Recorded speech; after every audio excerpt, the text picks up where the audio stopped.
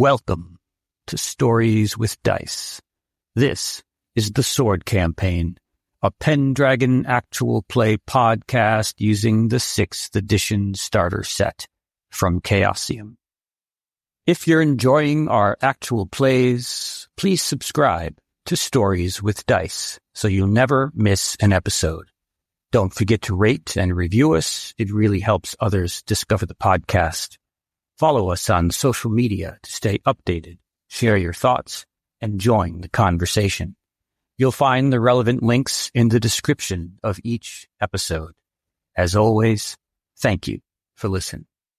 Last time on the Sword Campaign, after a raven haunts her son's banner and dark dreams trouble her sleep, Lady Ellen sends 3 loyal knights to find Count Robert, who left 2 days ago for the Sword and Stone tournament at St. Albans.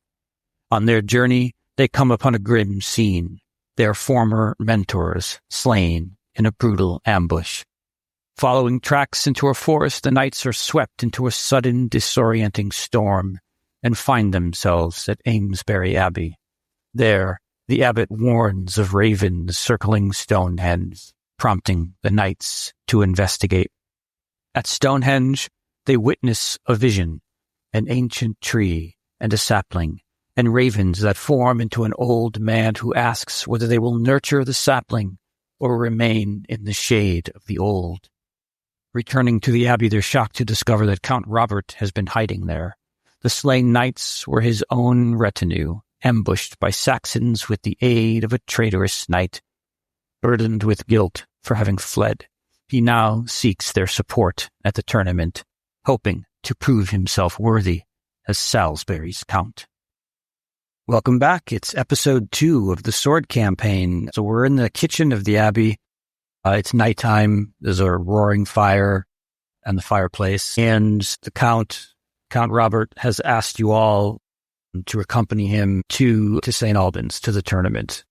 He wants to earn back his honor. He feels that his cowardice in the battle, he dishonored himself, he dishonored his family, and he feels also that this traitor that was in his midst, this household knight that turned out to be a Saxon spy, right under his very nose, sort of shaken him and made him sort of question all of his judgments. So he's essentially asked you all to accompany him to St. Albans. So what would you like to do? How will you respond? I will say, of course. I'm not really. I mean, I'm still on my knees, I guess. I don't know if I stood up, but I'm there. Yeah, he has his hand on your shoulder, and he pats you, and he says, "Thank you, Sir Caradoc." What say you, Sir Ian? Sir Ian basically gets down on his knees straight away and says, "Of course, you've never lost my loyalty. It is a wonder that you managed to survive. I will follow you until, the end of the world." You are far too kind, Sir Ian. So you have my sword also. Brave knights who died would have felt they died in vain if you had not survived, sir. Whatever is our path lies in the future. That is what they bought for you with their blood. Well spoken, sir. Well spoken indeed. Sir Ian looks at Sir Whistler and is like, that's pretty good. And we will answer this treachery. But first the land needs a king, and that is far more important than one man's honor. Let us rest up this night, and we shall ride in the morning. Yes, my lord. Yes. So the abbot shows you all to your guest quarters, and as he takes you into your rooms, he whispers, "Very sorry, I had to keep that from you, sirs, but Sir Robert was adamant that we had a better sense of your intentions before he revealed himself here. I'm afraid this treachery has shaken him, but I knew when I first saw you that you were all honorable men. Nights to you, sir, and we will speak in the morning." So the night goes by uneventfully, and you wake in the morning. There's light rainfall outside. You go downstairs. There's a meal prepared for you, and the abbot is advising, as you go downstairs, you sort of walk into the middle of a conversation. The abbot is advising Sir Robert to avoid the King's Road and to take the old merchant's track across the Salisbury Plain. He thinks it's wise to avoid Silchester County altogether, but more importantly, Lev Comagus and Silchester City, just out of an abundance of caution. And Sir Robert is sort of arguing against that plan of action. He doesn't feel like skulking about. That would be even more dishonorable than the dishonor that he already feels. And then when he sees you come down, he asks you all for your opinions. Sire, I believe the abbot's advice may be good advice. And as I said before, it is more important that we get you to where you need to be than to face any impediment to that beforehand. So although the choice is yours, sire, I would suggest we follow the abbot's advice and take the lesser road. Are you gentlemen in agreement? Yes, in agreement. Yes, our mission is to get to the tournament. That's all. And in the meantime, Sir Robert, as you are without a squire, maybe you would do me the honour of taking my squire, Neb, to assist you on the way there. That is most kind of you, Sir Histowin. Thank you. I will be honoured to borrow your squire, as it were. He's definitely not getting mine. That's a massive dishonor. All right. So, I just go over to young Neb and go, don't let me down. You're a good squire. Remember, all you need to do it right.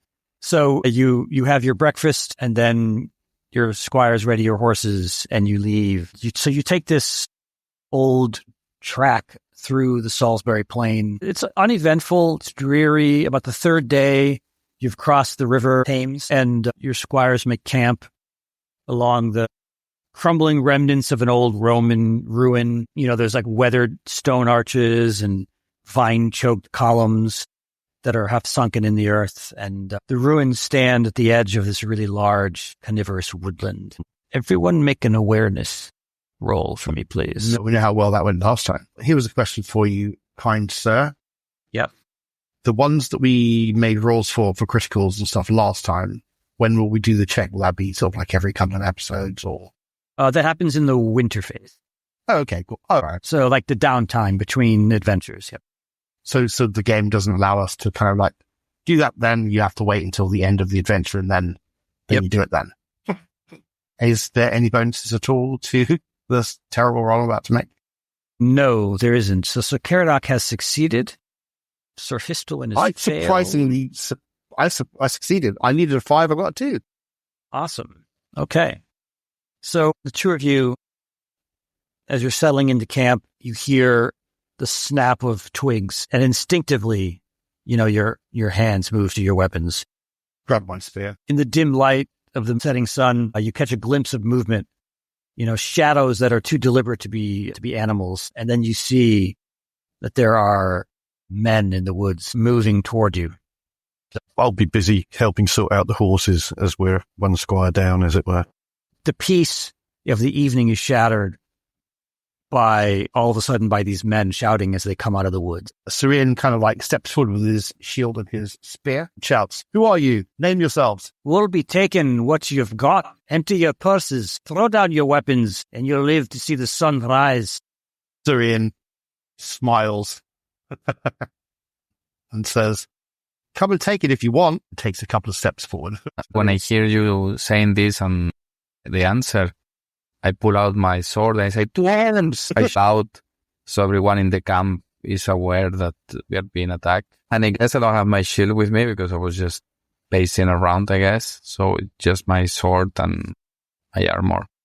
Okay. So our first combat. So, Marco, teach us, kind sir, how combat works. How to die. Not die. We're knights, and these are ruffians. Come on, they should know their station and place. Their place is to die on my spear. That's how it works. So I'm going to teach myself as well. So everyone declares their combat actions, and then you resolve those actions, and then you have the winner's outcome, the loser's outcome, and then you proceed again. Okay. Now, I think I did a little bit of reading about this. Yeah. So when you declare your actions, all the player knights and the enemy combatants state what they intend to do this round, including what weapons they're wielding, naming targets, naming opponents. So I've got a spear, so I think that's long, which means that I get a bonus to fighting people with, unless they've got a long weapon. Correct.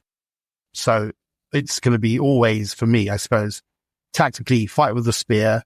If the spear is then lost, then it's swords. So I've got my shield and I've got my spear, and that's how I'm going to fight until I lose that, and then I'll draw a sword. Okay, so one of them is hanging back, and it looks like he's going to throw a spear at Sir Histlewind. The others are charging forward to engage you with their swords. I will be holding position, try to, kind of block them from reaching the camp and the people that are unaware. So I will just either defend, I guess, or just engage. I mean, depending, because if they're charging at me, I'm just holding position with my sword at the ready. First thing I'm going to do is quickly roll, because I am quite reckless when it comes to combat. So I'm just going to make a reckless check. Excellent. I like that. Yeah, I'm rushing in. So Okay. shield, spear, and I'm going to go into whoever is in the front, whoever that might be. And I'll be fighting at long range until otherwise. So whichever random one it'll be. So you can tell me it's the spear guy, or it could be the I don't mind, whichever guy you want it to be. Yeah, I'm going to have you. So yeah, you're engaging with the men that are charging forward with the swords, because the other guy is hanging back. So to get to him, you'd have to go through them. Okay, so I'll be at long range for them. So that's quite good. And Sir Histlewind. Well, if I've been caught unawares, I'm just going to do my best to avoid getting hit by the spear that's being thrown in my direction. Okay. So sounds like you're going to try to evade, right? Yeah. Okay. Okay. So Sir Histlewind, you're going to roll movement against. So basically, combat in Pendragon is opposed rolls. This guy is going to roll his spear. He's going to try to get below his value. You're going to try to get below your movement value, but you want to get higher than his roll. Okay. Dear. Well, I got lower, but not higher than... Dear. Well, that's actually not bad. That's a tie. So the damage is 16, and you're going to deduct your armor and your shield. So it looks like Sir Histlewind, you've completely deflected so he throws the spear at you, and you knock it out of the air with your shield. All right. Sir Ian. Yes. Now, do I roll the spear and fountain? Yes, I do.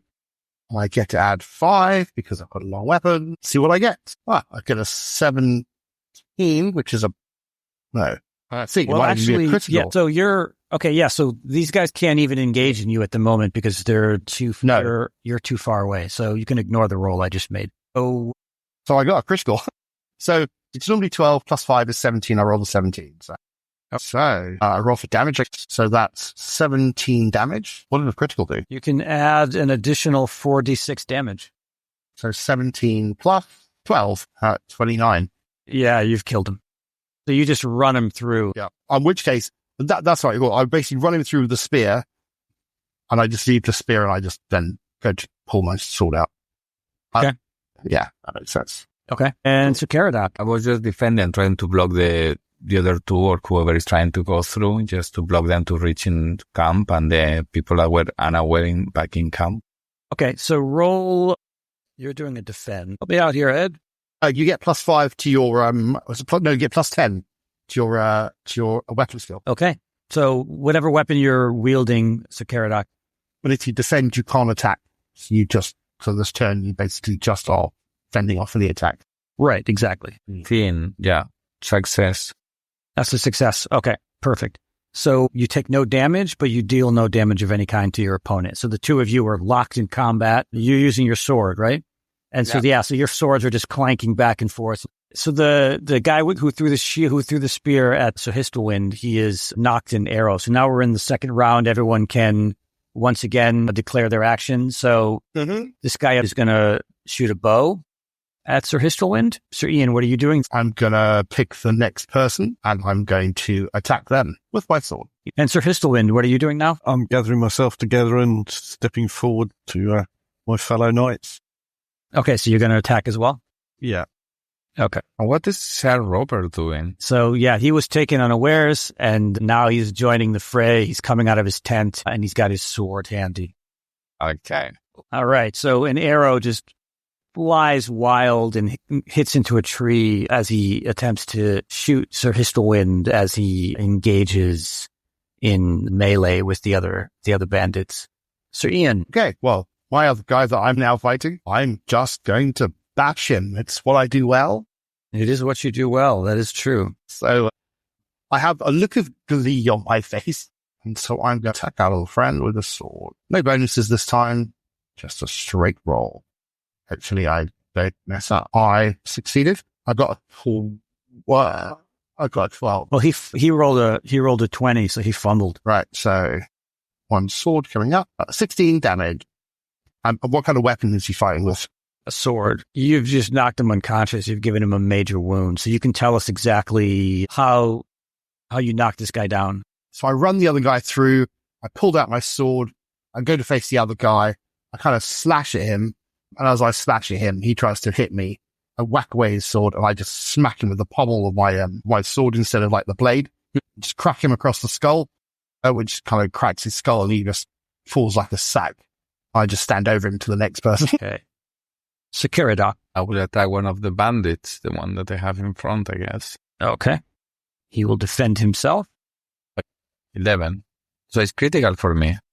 Oh, nice. Because my sword is 11 and I got an 11. Yeah. So it's 11. Which is Critical. critical, and he had a normal success. I think he like damages weapons and stuff as well. Yeah. It's quite a brutal game.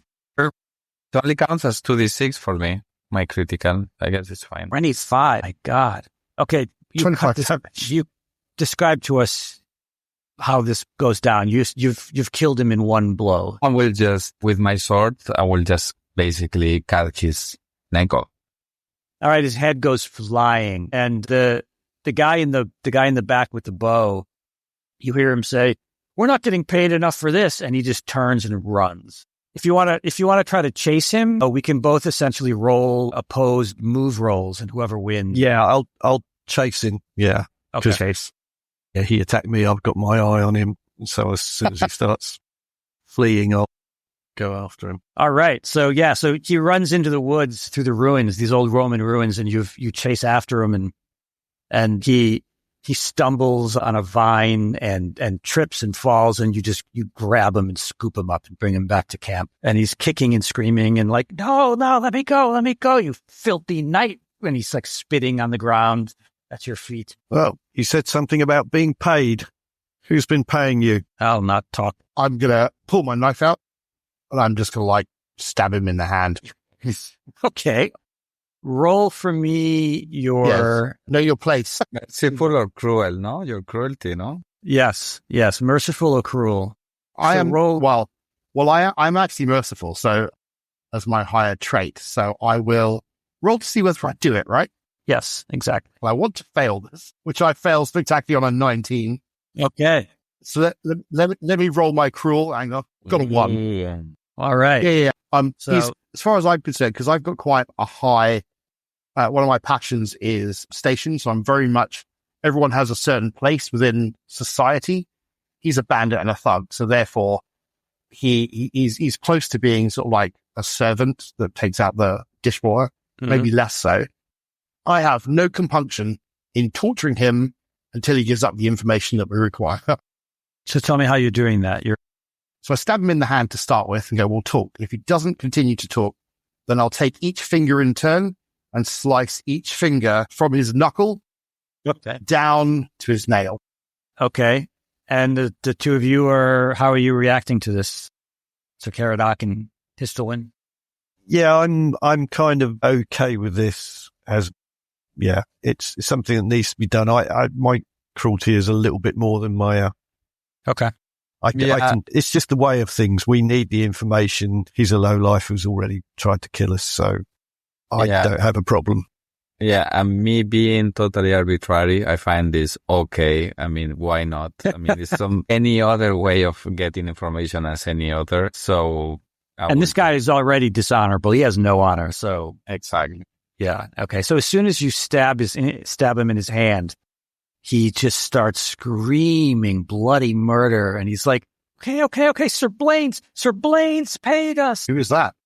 Sir Blaine's is the steward of Levcomagus, which is a town in Silchester County. What, us particularly or just anyone on the road? And he looks at Sir Robert and he says, they're hunting him. Don't ask me why. We didn't ask. We just get paid. How much did you get paid? Can somebody give me some first aid? You won't need it when I stab him to death.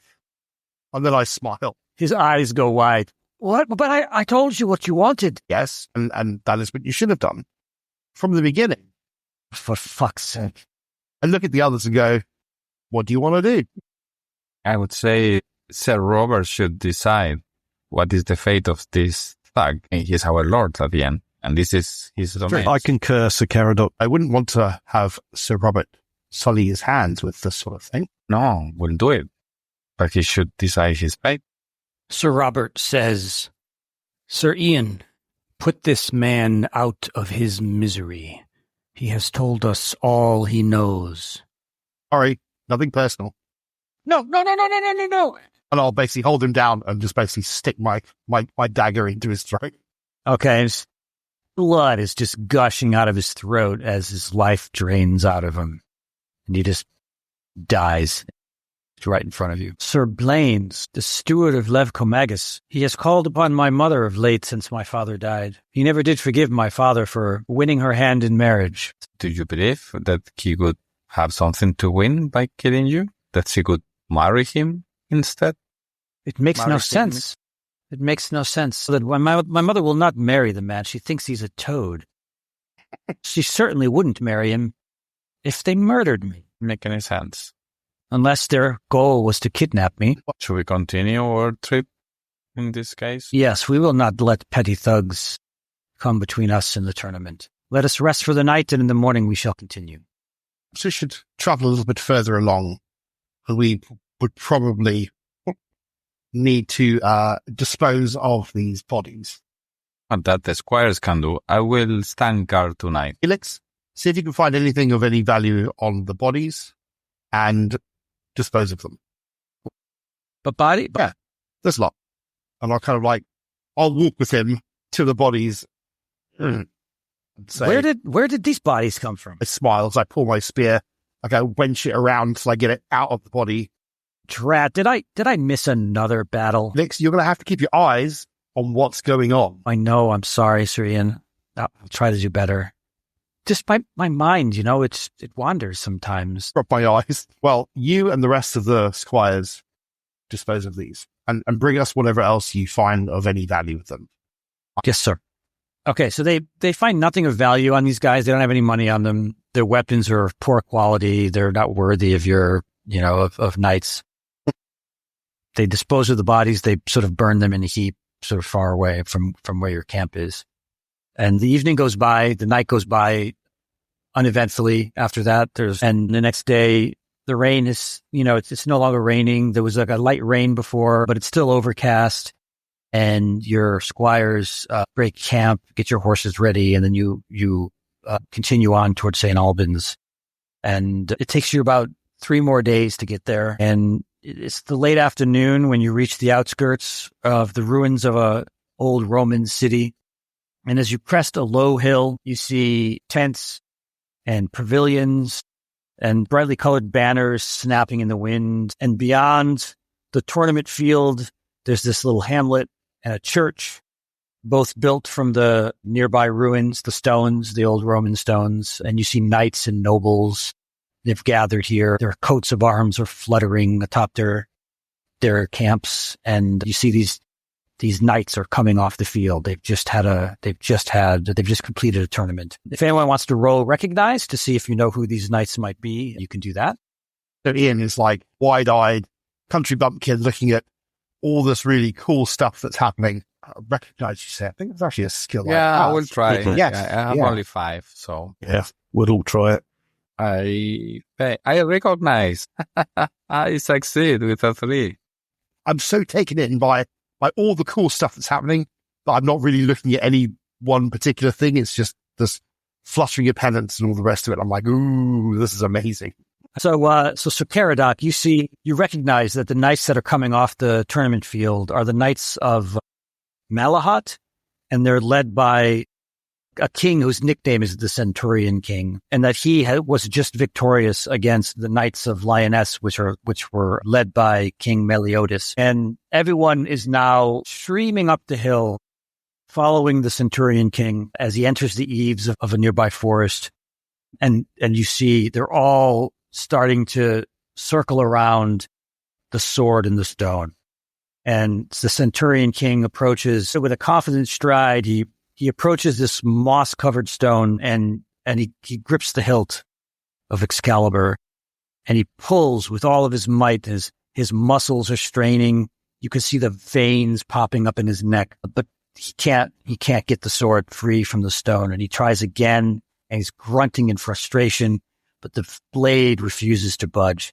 And then all the onlookers, the commoners, the nobles, the other knights, they all sort of murmur their disappointment as the king steps back defeated and sulks away back to his tent.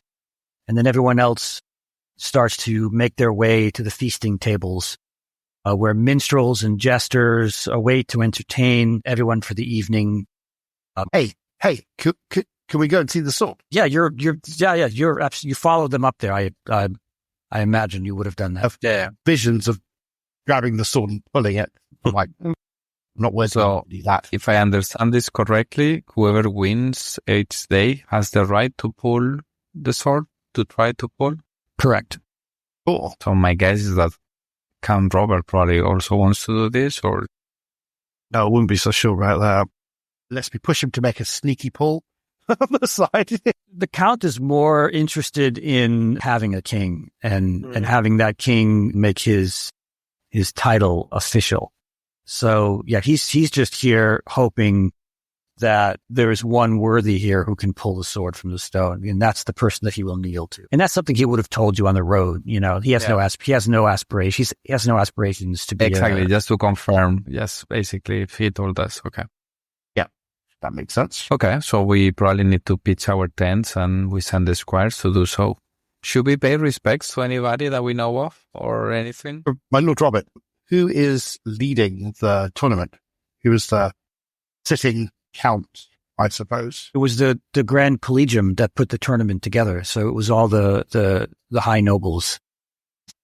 What do you want to do, Count Robert? Do you want to go see anybody? Is there anything you should do tonight? Well, at the moment, I am famished, and this feasting table looks mighty appealing. It has been a long road. I am more than happy to do that. Enjoy yourselves, gentlemen. Yeah, so the tables are abuzz with, conversation as nobles are eating, and they're feasting on lavish dishes, and the air is rich with the aroma of, roasted meat and mead. And none of you are famously temperate or indulgent, right? Not Not famously. famously. No. Okay. No. Have a look. What am I? I'm 10. I'm more indulgent. So yeah, I probably eat more and drink more than I should to enjoy myself, but I'm not really kind of overly. Give me an indulgent roll. Yeah. I think I'll join you in that after that stressful encounter we've had. No, I fail. So I have enough to make me feel better. So now give me the temperate roll. See whether or not I say no. I completely fumble the temperate roll. Okay, so now it's your Okay. choice. You can choose which way to go here. I'd probably go, I'll have a few, I'll have a bit more, maybe a few more drinks. Then I think, no, I should stop. But then I'd probably because, I'm only 18 and this is probably my first kind of like being away from home, I suppose.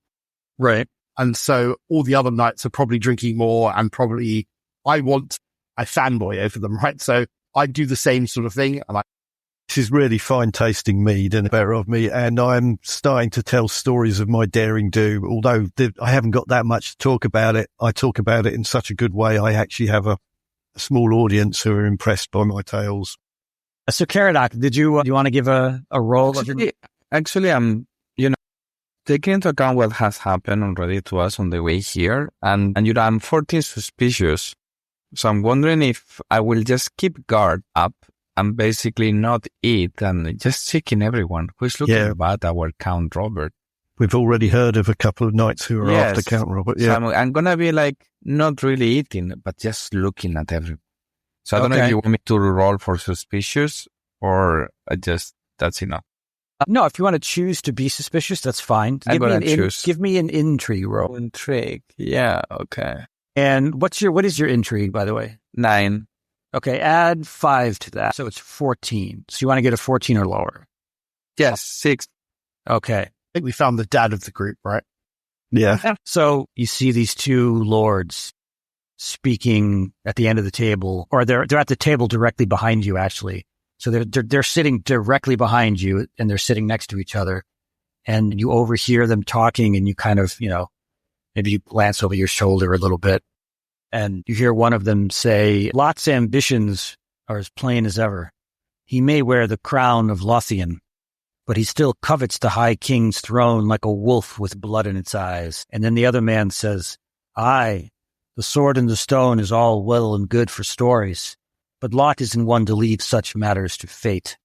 I hear his pacts are already sealed with some of the lesser kings. And then the other guy says, the fool who draws the sword may claim it, but they'll need more than that to keep it.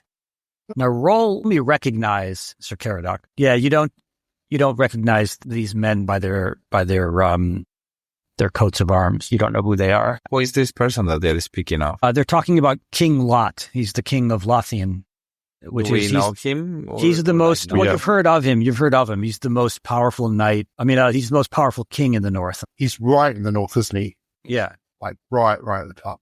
He never bowed to King Uther, and he always coveted the role of High King, even as Uther aspired